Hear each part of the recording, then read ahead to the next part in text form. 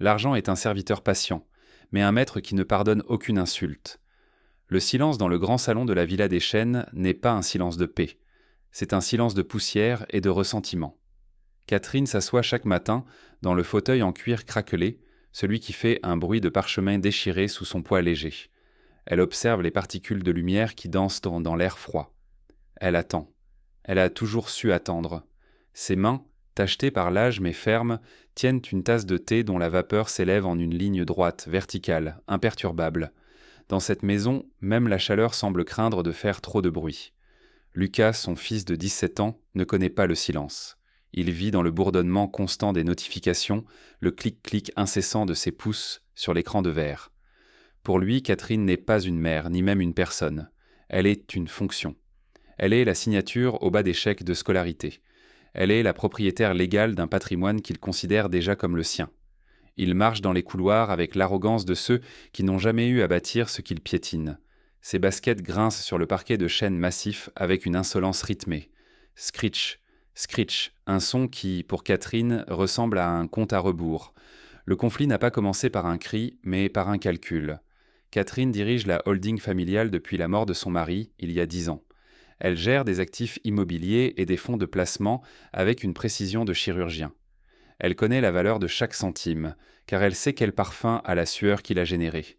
Lucas, lui, ne connaît que le parfum synthétique de ses vêtements de marque et l'odeur de métal froid de son téléphone.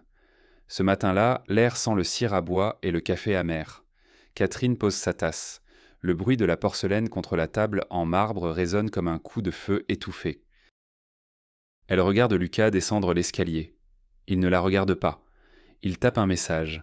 Ses yeux brillent d'une excitation malveillante. Il pense qu'elle est invisible. Il pense qu'elle est une relique. « Tu devrais faire attention à ce que tu écris, Lucas, » dit-elle d'une voix monocorde, sans aucune inflexion émotionnelle. Les mots numériques ont parfois un poids physique. Lucas s'arrête. Il ne lève pas les yeux de son écran. Un rictus méprisant étire le coin de ses lèvres. « C'est juste un texto, maman. Le monde avance. Tu devrais essayer de suivre, si tes articulations le permettent encore. » Il sort. La porte d'entrée claque, faisant vibrer les vitraux de l'entrée. Un petit morceau de plomb se détache et tombe sur le carrelage avec un tintement cristallin. Catherine ne bouge pas. Elle regarde le vide. Elle sait ce qu'il vient de faire. Elle sait qu'il vient d'envoyer un message à son oncle, le frère de Catherine, pour lui proposer de s'allier contre elle afin de la faire placer sous tutelle, citant une sénilité précoce et des dépenses irrationnelles. Il a même inclus une photo d'un document qu'il a volé dans son bureau, un testament non signé qu'il a mal interprété. Ce message est une déclaration de guerre. Mais Lucas a oublié une chose fondamentale. Catherine est celle qui a configuré le réseau Wi-Fi de la maison. Elle est celle qui possède les serveurs de sauvegarde du cloud familial. Chaque caractère tapé par Lucas a été dupliqué, archivé, analysé par le logiciel de surveillance qu'elle a installé il y a des mois par simple prudence maternelle. Elle se lève, ses mouvements sont lents, économes. Elle se dirige vers son bureau. L'odeur de vieux papier et d'encre l'accueille. Elle s'assoit devant son ordinateur. L'écran projette une lumière bleue et crue sur son visage ridé, soulignant chaque sillon comme une tranchée de guerre. Elle ouvre le dossier intitulé « Les Epontrar Imashitshibai liquidation ». Elle regarde les chiffres. 1 million d'euros. C'est la somme exacte placée sur le fonds de prévoyance au nom de Lucas pour ses 18 ans. Une somme destinée à ses études, à son avenir, à sa vie de futur homme d'affaires. Catherine pose ses doigts sur le clavier. Le cliquetis des touches est la seule musique de la pièce. Clac, clac, clac. Elle commence à transférer les fonds. 1 million d'euros s'évapore du compte de Lucas pour glisser vers une fondation caritative anonyme dédiée à la recherche sur la maladie d'Alzheimer. Une ironie froide. Si Lucas veut la prétendre sénile, elle agira comme telle. Elle oubliera simplement de lui laisser un avenir. Le processus est lent. Les barres de chargement progressent avec une indifférence mécanique. Catherine regarde l'argent disparaître. Elle ne ressent ni colère ni tristesse, juste une satisfaction arithmétique. La trahison est une dette. Elle vient de réclamer les intérêts. Dehors, le vent se lève et fait grincer les branches des chênes contre la façade de la maison. C'est un son de griffes sur de la pierre. À l'intérieur, Catherine ferme les yeux et écoute le silence revenir. Un silence qui, cette fois, appartient totalement à elle seule. Lucas pense avoir gagné une bataille avec un message. Il ne sait pas encore qu'il vient de vendre sa vie pour un clic. Le premier acte de la ruine est terminé. La suite n'est qu'une question de temps et de gravité. L'odeur de la maison a changé. Ce n'est plus la cire d'abeille et le thé Earl Grey. C'est l'odeur métallique de l'anticipation malveillante. Catherine l'a senti dès qu'elle a franchi le seuil de la cuisine ce mardi matin. Lucas est assis à la table en chêne, ses doigts tapotant une cadence irrégulière sur le bois. À côté de lui, un dossier médical ouvert, des feuilles blanches éparpillées comme des plumes après un massacre. Catherine s'arrête. Le carrelage froid semble aspirer la chaleur de ses pieds. Elle regarde le dossier. C'est son propre dossier, celui qu'elle gardait sous clé dans le coffre-fort de la bibliothèque. Lucas a forcé la serrure. Elle voit les raflures sur le métal doré du loquet. Un travail grossier, un travail d'enfant pressé. « Tu n'aurais pas dû ouvrir ça, Lucas, dit-elle. » Sa voix est un murmure plat, une ligne droite sur un moniteur cardiaque. Lucas lève les yeux. Il n'y a pas de honte dans son regard. Il y a une victoire prématurée, une lueur de cruauté pure. Il fait glisser une feuille vers elle. C'est l'examen neurologique de l'automne dernier. Catherine avait consulté pour de simples migraines. Les résultats étaient parfaits. Mais Lucas a utilisé un feutre noir pour raturer certaines lignes et en ajouter d'autres, imitant maladroitement l'écriture du docteur Marchand. « J'ai appelé l'oncle Pierre, maman, et j'ai envoyé ça à la banque et au conseil d'administration de la holding. » Le silence qui suit est lourd, épais comme du goudron. Catherine regarde la falsification. Lucas a écrit « atrophie corticale suspectée » et « incapacité décisionnelle immédiate ». Un mensonge médical pour justifier un coup d'état financier. Il veut le contrôle total avant ses 18 ans. Il veut la clé du coffre avant que le propriétaire ne soit mort. « Tu penses vraiment que cela va marcher ?» demande-t-elle. Elle ne bouge pas d'un millimètre. Elle est une statue de sel dans un océan de glace. « Ça a déjà marché, rétorque Lucas. Il se lève. Sa chaise racle le sol avec un cri strident qui déchire le calme de la pièce. Screech. Le son résonne dans les vertèbres de Catherine. Il s'approche d'elle. Il sent la sueur et l'adrénaline. Pierre est d'accord. Il lance la procédure de mise sous tutelle cet après-midi. Le juge a déjà reçu le dossier préliminaire. « Tu es finie, maman ? Tu vas aller dans cette jolie résidence à la campagne, celle avec les jardins clos et les infirmières qui sourient trop. Je m'occuperai de la maison. Je m'occuperai de tout. » Il tend la main pour prendre les clés de la voiture de Catherine, posée sur le comptoir. Ses doigts frôlent le cuir du porte-clés. Catherine ne l'empêche pas. Elle regarde ses mains à lui, des mains qui n'ont jamais porté de poids, des mains qui n'ont jamais connu la cale. Elle regarde son fils et, pour la première fois, elle ne voit pas un enfant, mais une erreur de calcul qu'il faut corriger. « Tu as changé les serrures de mon esprit avant même que je ne perde la mémoire, Lucas. C'est audacieux. »« C'est nécessaire, répond-il en rangeant les clés dans sa poche. La voiture démarre dans l'allée. Le moteur gronde, un bruit de bête qui s'échappe. Catherine reste seule dans la cuisine. Elle entend le tic-tac de l'horloge murale. Tic, tac. Chaque seconde est une confirmation de son isolement. Elle s'approche de l'évier. Elle ouvre le robinet d'eau froide. Elle regarde l'eau couler sur ses mains. Elle pense au million d'euros qui a déjà quitté le compte de Lucas. Elle pense à la suite. Le message que Lucas a envoyé à son oncle contenait une pièce jointe qu'il n'aurait jamais dû toucher. Un fichier crypté que Catherine avait laissé traîner comme un appât. En l'ouvrant, Lucas a non seulement déclenché un transfert de fonds, mais il a aussi activé un protocole d'effacement de ses propres accès numériques. Elle essuie ses mains avec une lenteur méthodique. Elle se dirige vers le téléphone fixe, le seul appareil qu'il n'a pas pensé à saboter. Elle compose un numéro, celui de son avocat, Maître Valois. « Jean ? C'est Catherine. L'incident déclencheur a eu lieu. Oui, le dossier médical falsifié. Il a mordu à l'hameçon. Lancez la phase 2. Je veux que chaque créance, chaque prêt étudiant, chaque garantie que j'ai signée pour lui soit révoquée à minuit. » Elle raccroche. Elle retourne dans le salon. Elle s'assoit. Elle regarde le jardin par la grande baie vitrée. Les ombres s'allongent sur la pelouse. Elle sait que Lucas est en train de fêter sa victoire avec ses amis, utilisant sa carte de crédit pour payer des bouteilles peintes de champagne qu'il ne peut pas s'offrir. Il ne sait pas que la carte expirera dans exactement 3 heures. Il ne sait pas que la voiture qu'il conduit sera déclarée volée par la holding avant le coucher du soleil. Le piège est refermé. Lucas a cru couper les ailes de sa mère, mais il a seulement scié la branche sur laquelle il était assis au-dessus d'un abîme. Catherine prend un livre. Elle commence à lire. La première page parle de la chute des empires. Elle tourne la page. Le papier craque, un son sec, définitif. Le vent s'est levé le soir même, faisant battre un volet mal fixé au 2e étage. Clac, clac, un métronome pour une fin de règne. Catherine essaye de rester dans son bureau, baignée dans la pénombre que seule rompait la lueur froide de son écran. Elle n'a pas allumé la lumière. Elle n'en a pas besoin. Elle connaît chaque centimètre de cette pièce, chaque odeur de vieux cuir et de poussière dorée. À 22 heures, le premier domino est tombé. À 20 kilomètres de là, dans un club privé dont l'air empestait la sueur coûteuse et le parfum de synthèse, Lucas a voulu commander une énième bouteille de vodka. Il a attendu la carte de crédit noire, celle qui portait le nom de la holding familiale. Il a souri à ses amis, des garçons aux mâchoires serrées et au regard vide. Le serveur a glissé la carte dans la machine. Bip. Un son court, sec, insignifiant. « Désolé, monsieur. La transaction est refusée. » Lucas a ri. Un rire nerveux, un peu trop haut. « Réessayez. Il y a une erreur de réseau. Ma mère a dû oublier de valider un virement. Elle perd un peu la tête, vous savez. » Le serveur a recommencé. Bip, le même son. Une sentence électronique. Lucas a essayé une autre carte, puis une troisième. Refusé, refusé, refusé. Le sourire de Lucas s'est figé. Ses mains sont devenues moites. Il a senti le regard de ses amis changer. Le respect s'évapore plus vite que l'alcool dans une pièce surchauffée. Pendant ce temps, dans la villa silencieuse, Catherine observe les notifications sur son moniteur. Chaque tentative de paiement de Lucas apparaît en rouge. Elle regarde les chiffres défiler. Elle ne sourit pas. Elle prend une gorgée d'eau fraîche. L'eau glisse dans sa gorge avec une neutralité parfaite. Le téléphone de Lucas a ensuite commencé à vibrer. Un message de la banque. « Votre accès au compte de gestion a été suspendu pour suspicion de fraude. Veuillez vous présenter en agence avec une pièce d'identité valide. » Puis un autre message de la société de leasing.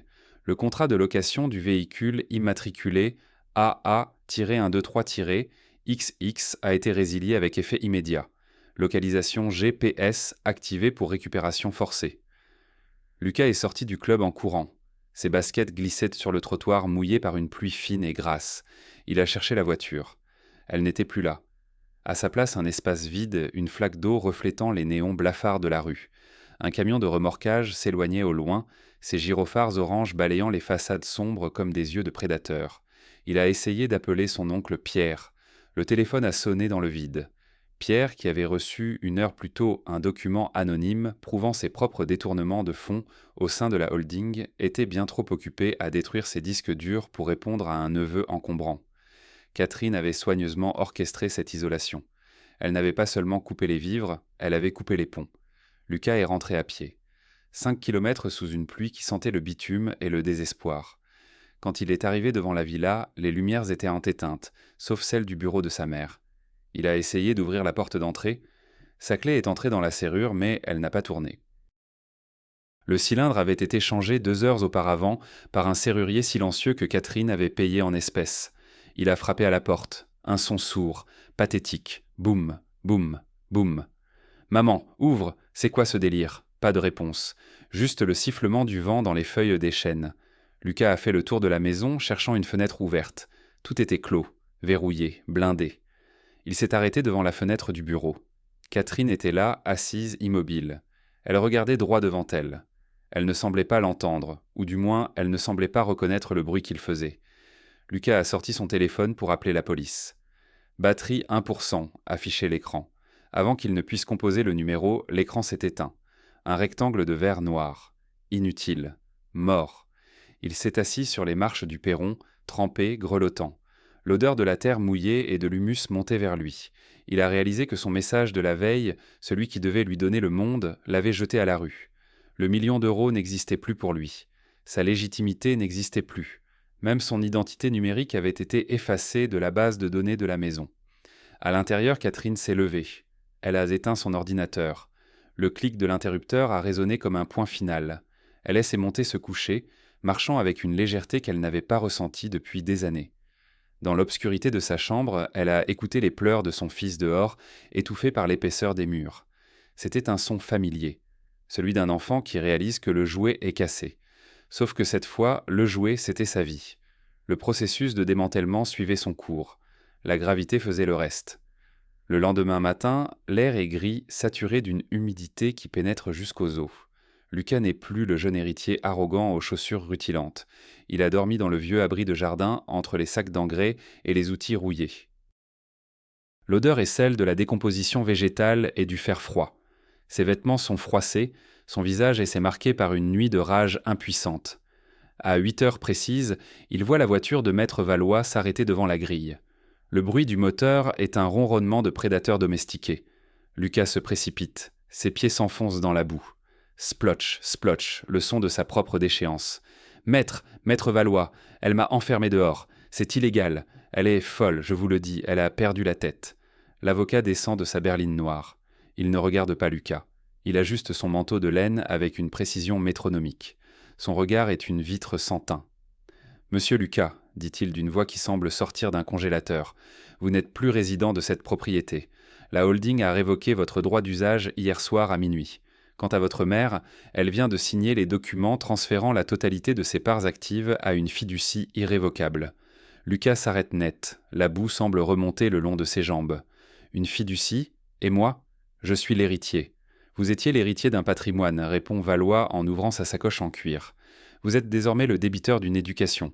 Votre mère réclame le remboursement intégral des frais de scolarité privés des 5 dernières années suite à la découverte de vos activités frauduleuses et de la falsification de ses dossiers médicaux. Le montant s'élève à 425 000 €. Le monde de Lucas vacille. Le bruit du vent dans les chênes devient un sifflement strident dans ses oreilles. Il voit sa mère apparaître sur le perron. Elle porte un manteau de cachemire gris. Elle tient un dossier rouge à la main. Elle ne crie pas. Elle ne triomphe pas. Elle est simplement là, une constante physique dans un univers qui s'effondre.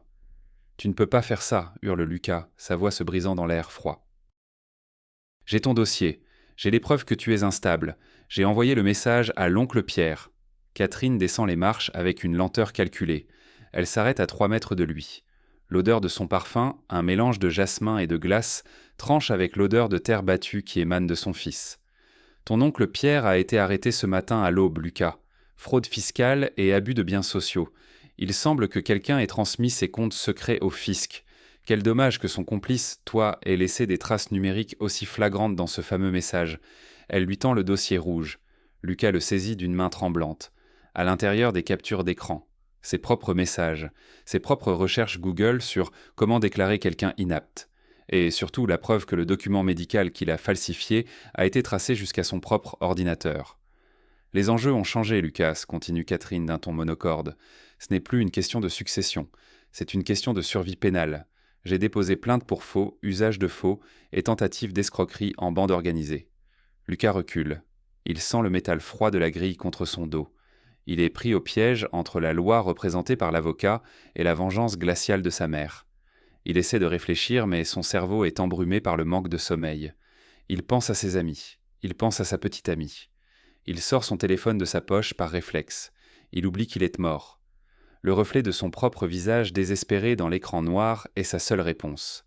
« Je n'ai nulle part où aller, murmure-t-il. Catherine le regarde. Ses yeux sont 2 billes d'agate. Tu as exactement ce que tu as créé, Lucas. Un vide parfait. Tu voulais que je disparaisse pour prendre ma place? Félicitations. Tu es désormais le seul maître de ton destin. Et ton destin commence par un rendez-vous au commissariat à 14 heures. Elle se détourne, elle remonte les marches. Le froissement de son manteau est le seul son dans le silence pesant. Lucas reste là, seul, devant la grille, qui se referme lentement avec un grincement métallique. Crac, clic. Le verrou s'enclenche. Il regarde la maison. Elle lui semble soudain immense, étrangère, une forteresse dont il a lui-même jeté la clé dans un puits sans fond. Il réalise que chaque mouvement qu'il a fait pour la détruire a été une brique supplémentaire ajoutée au mur qui l'isole désormais du reste du monde. La chute s'accélère. Le sol n'est plus qu'une illusion. Принято. Мы переходим к части 5. Это момент абсолютной тишины перед финальным аккордом. Момент, когда человек понимает, что он не просто проиграл, а перестал существовать для мира, который считал своим. Partie 5. L'effet fond, tout est perdu. Le silence n'est pas l'absence de son, c'est la présence de l'absence. La pluie a cessé, laissant place à un froid sec qui fige la boue en croûte cassante. Lucas est assis sur un banc public, face à la gare de banlieue. L'odeur ici est un mélange de graisse brûlée, de tabac froid et d'urine. C'est l'odeur de ceux qui n'ont nulle part où aller. Il regarde ses mains, elles tremblent de fatigue et de faim. Il a essayé d'appeler ses amis depuis une cabine téléphonique, une relique métallique qui sentait le renfermer. Bip, bip, bip. Personne n'a décroché. Ou plutôt, dès qu'ils entendaient sans sa voix, le déclic de la fin de communication tombait comme un couperet. La rumeur a voyagé plus vite que lui. Le fils de la holding n'est plus un héritier, c'est un paria radioactif. Le nom de Catherine inspire la peur. Le nom de Lucas n'inspire plus que le mépris. À 14 heures, il ne s'est pas présenté au commissariat. Il n'en a plus la force. Il est resté immobile, regardant les rails qui s'étirent vers un horizon invisible. Il a faim. Une faim acide qui lui ronge l'estomac. Un rappel physique que l'argent n'est pas une abstraction, mais la frontière entre la civilisation et la survie. Il sort de sa poche le dernier objet qui le relie à son ancienne vie. Sa montre de luxe. Un cadeau pour ses 16 ans. Il se rend dans une boutique de rachat d'or, une petite enseigne sombre qui sent la poussière et la cupidité. Le marchand, un homme aux yeux chassieux, examine la montre avec une loupe. Tic, tic, tic. Le balancier semble se moquer de lui. « Elle est volée ?» demande le marchand d'une voix traînante. « Non, elle est à moi » bafouille Lucas. Le numéro de série est signalé dans la base de données de la police depuis ce matin. Vol de biens familiaux. Je ne peux pas vous la prendre. Partez avant que j'appuie sur le bouton. Lucas ressort. Le froid le gifle. Il réalise alors la profondeur du calcul de sa mère. Elle n'a pas seulement coupé les comptes, elle a transformé chaque objet en sa possession en une preuve de crime. Sa veste de marque, ses chaussures, sa montre, tout ce qu'il porte appartient légalement à la holding qu'il a tenté de trahir. Il est littéralement habillé de sa propre culpabilité. Il retourne vers la villa, non pas par espoir, mais par instinct de bête blessée qui revient mourir sur son territoire. Il marche pendant 3 heures. Ses pieds sont en sang dans ses baskets de luxe qui ne sont pas faites pour la marche. L'obscurité tombe, une ombre violette qui engloutit les arbres. Lorsqu'il arrive devant la grille, il voit des camions de déménagement. Des hommes en uniforme gris transportent des meubles. Hiv, Ho, le piano à queue, le fauteuil en cuir de son père, les tableaux. La maison se vide comme un corps de son sang. Catherine est sur le trottoir, supervisant le travail. Elle tient un petit carnet et un stylo. Elle coche des cases, avec une précision chirurgicale. Elle ne lève pas les yeux quand Lucas s'effondre contre le pilier de la grille. « Qu'est-ce que tu fais ?» demande-t-il dans un souffle. « Je vends, répond-elle sans le regarder. La maison, les meubles, les souvenirs. Cette propriété n'est plus rentable émotionnellement. Je pars pour la Suisse ce soir. Et moi, hurle-t-il, les larmes coulant enfin sur son visage sale. Toi, tu es majeur dans 3 mois, Lucas. D'ici là, l'État s'occupera de toi. J'ai déposé le dossier médical falsifié au procureur. Tu ne seras pas sous tutelle, tu seras sous mandat de dépôt. C'est une forme de résidence surveillée, après tout. Elle ferme son carnet. Le bruit du papier qui se rejoint est celui d'une tombe que l'on scelle. Elle monte dans une berline qui l'attend, moteur tournant. L'odeur des gaz d'échappement pique les yeux de Lucas. « Maman, s'il te plaît. » Elle baisse la vitre. Son visage est une icône de marbre. « Tu as envoyé un message qui a coûté 1 million, Lucas. Tu as oublié que le prix comprenait aussi ta mère. Ne me cherche pas. Pour toi, je n'existe plus. Tu as réussi. Tu es libre de tout, surtout de moi. » La vitre remonte. Un glissement électrique fluide. La voiture s'éloigne dans le crépuscule. Les phares rouges disparaissent au tournant, laissant Lucas seul devant une maison vide, une carcasse de pierre dont les fenêtres ressemblent à des yeux morts. Il n'a plus de maison, plus de nom, plus de futur. Le fond n'est pas un endroit. C'est l'absence totale de réponse du monde à votre propre cri. Принято. Мы переходим к финальной 6-й части. Это завершение хроники. Момент, когда шум борьбы стихает, оставляя лишь холодный пепел последствий. Partie 6. Rétribution et épilogue, le silence des cendres. La vengeance est un plat qui se mange froid, mais c'est surtout un plat que l'on mange seul. 6 mois ont passé. Le temps n'est plus une suite de promesses, mais une répétition de bruits métalliques. Le claquement des verrous, le glissement des plateaux de plastique, le bourdonnement des néons jaunâtres. Lucas est assis sur un lit étroit dont les draps sentent le détergent bon marché et le désespoir rassis. Ses mains ne sont plus moites d'adrénaline. Elles sont sèches, gercées par le travail manuel qu'il est contraint d'effectuer pour payer une infime partie de ses dettes judiciaires. Le million d'euros qu'il convoitait est devenu une légende urbaine, un chiffre abstrait gravé dans les registres d'une fondation qu'il ne verra jamais. Dans cette petite cellule de transition, le seul écran qu'il possède est celui de son imagination, et il ne diffuse que des regrets en boucle. À des milliers de kilomètres de là, dans un appartement minimaliste surplombant le lac Léman, Catherine observe la neige tomber. Le silence ici est différent. C'est un silence de luxe, un silence acquis. L'air sent le thé blanc et le bois de santal. Sur la table en verre, il n'y a aucune photo, aucun souvenir. Elle a tout liquidé. Elle a compris que pour se reconstruire, il fallait d'abord tout incinérer. Elle reçoit un rapport mensuel de son avocat. Elle le parcourt d'un regard vide. Lucas a été condamné à une peine légère de prison ferme, suivie d'un long travail d'intérêt général. Il est seul. Son oncle Pierre est en attente de jugement, ses comptes saisis, son honneur broyé par la machine fiscale que Catherine a nourrie de preuves anonymes. La justice est une horloge. Elle finit toujours par sonner l'heure, peu importe qui a essayé d'arrêter les aiguilles. Catherine pose le rapport. Elle ne ressent pas de joie. La vengeance n'est pas une émotion, c'est une opération comptable. Elle a simplement équilibré les colonnes de sa vie.